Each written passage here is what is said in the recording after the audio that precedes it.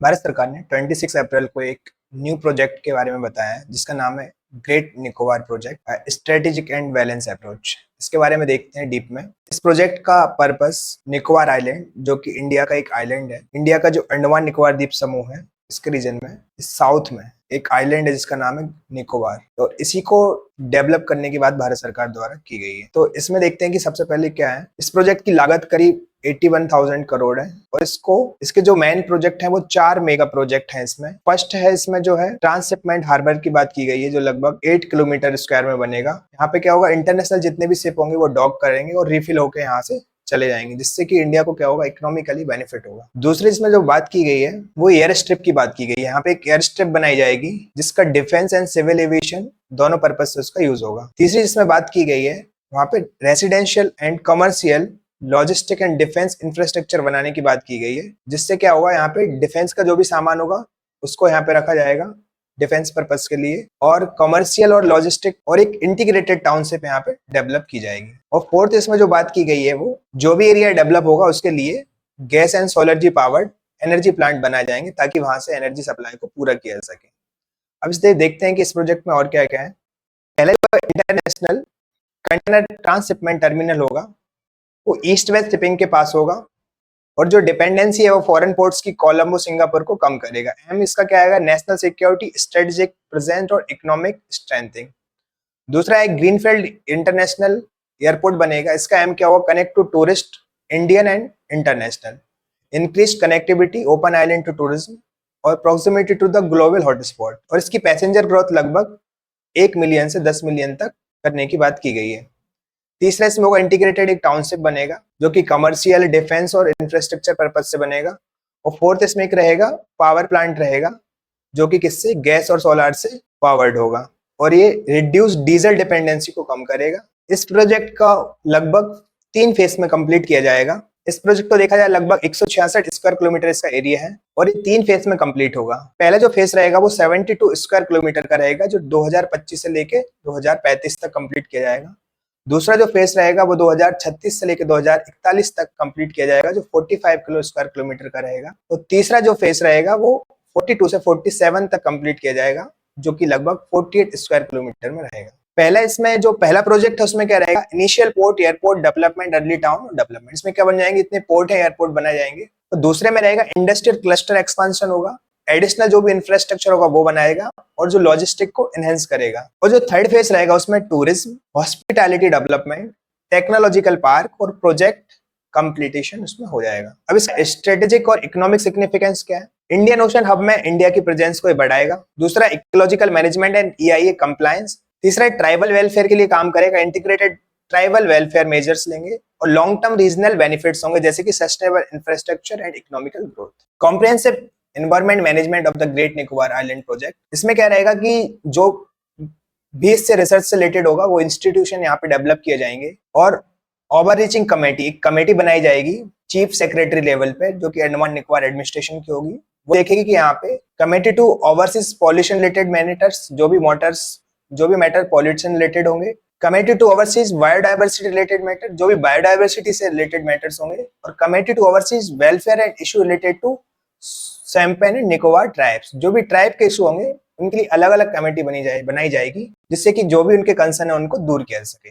अब environmental safeguard compensatory afforestation plan great Nicobar के लिए, इसमें क्या रहेगा कि जो भी एरिया डेवलप किया जा रहा है उसके लिए बहुत सारे पेड़ काटे जाएंगे और उनको पेड़ कट करने के बाद उनका एफोरेस्टेशन और इन्वायरमेंटल सेफगार्ड क्या होगा उसको सरकार कैसे कम करेगी वो देखते हैं। कि यहाँ का जो टोटल एरिया है फॉरेस्ट का उसका लगभग 1.82% यहाँ से डाइवर्ट किया जाएगा, लगभग 18.6 लाख ट्रीज यहाँ से कट किए जाएंगे और जो मैक्सिमम फॉलिंग होगी वो 7.11 लाख होगी। प्रिजर्व ग्रीन जोन्स, इसमें जो ग्रीन जोन है उसको प्रिजर्व किया जाएगा, उसमें कोई भी ट्री को फॉल नहीं किया जाएगा और जो ऑपरेशनल फेज होंगे उनको मिनिमाइज किया जाएगा। और जो भी यहाँ पे जो पेड़ कट किए जाएंगे उनको कंपनसेट करने के लिए सरकार हरियाणा में 97.30 स्क्वायर किलोमीटर लैंड को आइडेंटिफाइड किया और वहां पे क्या करेंगे, वृक्षारोपण या एफोरेस्टेशन करेंगे। अब इसमें कुछ एडिशनल इनिशिएटिव्स हैं, एक पेड़ मां के नाम, तो 2.4 मिलियन ट्रीज पूरे अंडमान निकोबार में प्लांट किए जाएंगे। अब tribal welfare and social consideration क्या होगा, जो भी यहाँ की दो ट्राइब है मैन, सैम्पेन्स और निकोबार,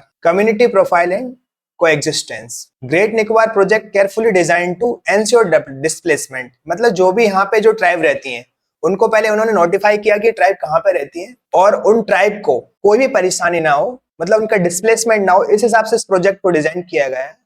जो कि जो मूल ट्राइब है वो ऑलमोस्ट निकोबार के नॉर्थ में रहती है, जो ग्रेट निकोबार आइलैंड है।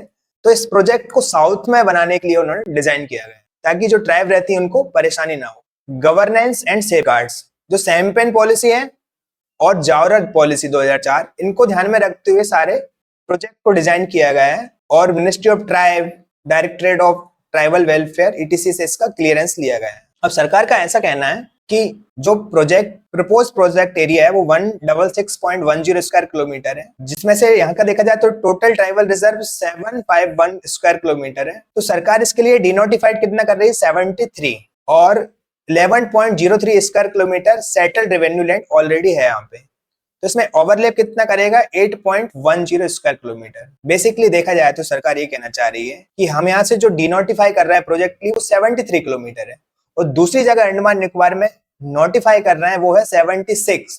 तो यहाँ पे देखा जाए तो नेट एडिशन ट्राइबल रिजर्व के लिए हो रहा है 3.91 स्क्वायर किलोमीटर। तो इससे ट्राइब्स को वहां को घबराने की जरूरत नहीं है, सरकार का ऐसा कहना है। Island risk assessment and disaster management, अब इतने सारे वहां पे प्रोजेक्ट रहेंगे तो जो भी सुनामी अर्थक्वेक वहां पे आता है उसके लिए सरकार क्या करेगी, जो रिसर्च सेंटर बनाएगी वो बताएंगे कि कौन सी सुनामी आने वाली है, कौन सा अर्थक्वेक आने वाला है। उस हिसाब से सरकार सारी चीजों के लिए प्रिपरेशन करेगी। तो उसके लिए प्रिपेयर्डनेस, इमरजेंसी रिस्पांस और रिकवरी के लिए प्लान किया जाएगा, जो कि डिजास्टर मैनेजमेंट का एक पार्ट है। अब ये तो हो गई सारे प्रोजेक्ट की बात, बट अभी इंडिया में बहुत सारे NGO, एनवायरमेंटलिस्ट और इवन विपक्ष इसका विरोध कर रहा है, कह रहा है कि यहाँ पे रहने वाले ट्राइब को ऐसे नुकसान होगा और एनवायरमेंट और इकोलॉजी के लिए भी नुकसान होगा इससे।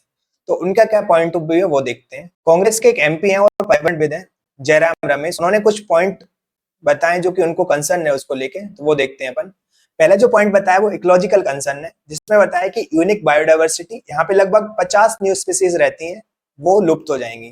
दूसरा, क्रिटिकल टर्टल नेस्टिंग यहाँ पे होती है, जो गालाथिया बे है उसमें, वो वहां पे लगभग उसके खत्म होने के chances. Old flown interest pristine forest जो है वहां पे उनको आप कट कर दोगे, और बोल रहे कि आप कंपनसेट जो कर रहे हैं वो हरियाणा में कर रहे हैं, तो उसका क्या बेनिफिट है यदि आप अंडमान निकोबार से कट करके उसको हरियाणा में प्लांट करोगे, तो उससे अल्टीमेटली नुकसान अंडमान एंड निकोबार और इवन ग्रेट निकोबार को होगा। अब जो दूसरा उन्होंने बताया ट्राइबल का कंसर्न है, ट्राइबल का कंसर्न क्या है, निकोबारीज है और सैम्पेन है। तो उन्होंने बताया कि इनसे आपने जो लैंड ली है, जो लैंड एक्वायर करोगे आप, या इनका जो कंसेंट लोगे, उन सारे डॉक्यूमेंट को आपने पब्लिक क्यों नहीं किया।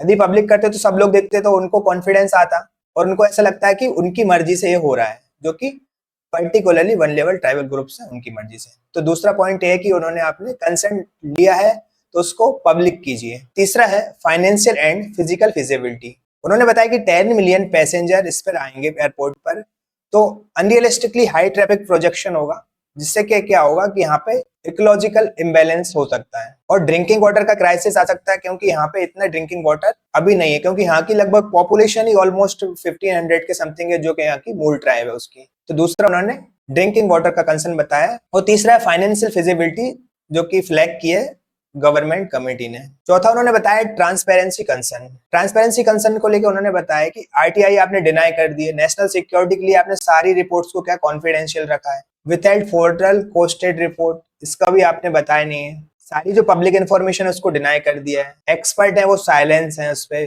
कोई बोलने तैयार नहीं है, और सीक्रेट मीटिंग में ये सब काम हुए हैं। तो उनका कहना है कि यदि इस प्रोजेक्ट में थोड़ी ट्रांसपेरेंसी होती तो पब्लिक को कोई डाउट नहीं होता और आप इस प्रोजेक्ट को आसानी से डेवलप कर सकते थे। तो ये सारे कंसर्न जयराम रमेश द्वारा उठाए गए हैं। बट सरकार का कहना है कि एक स्ट्रेटेजिक प्रोजेक्ट है, क्योंकि यहाँ पे मिलिट्री बेस और मिलिट्री इंफ्रास्ट्रक्चर बनेगा, इसलिए सारे रिपोर्ट्स को हमने पब्लिक नहीं किया है। अब देखते हैं कि फ्यूचर में इस प्रोजेक्ट को लेके क्या क्या कंसर्न होते हैं और इसको डेवलप करने में सरकार को क्या क्या परेशानियों का सामना करना पड़ेगा।